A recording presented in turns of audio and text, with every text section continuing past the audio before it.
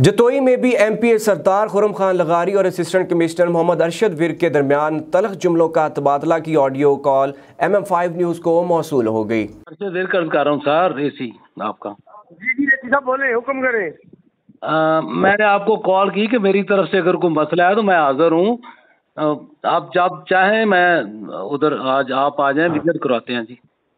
नहीं आपने मुझे बोला ना आप रेडी हो तो मैं आ रहा हूँ। रेडी हो तो रेडी। मैंने किस सबको बोला है, कभी से सबको बोल दिया क्या सर को सीधी जगह बात है। मैंने कहा आप कैसी सर ने कहा सर मैं रेडी हूँ आज है। मैंने कहा सर मैं जा रहा हूँ उनके पास।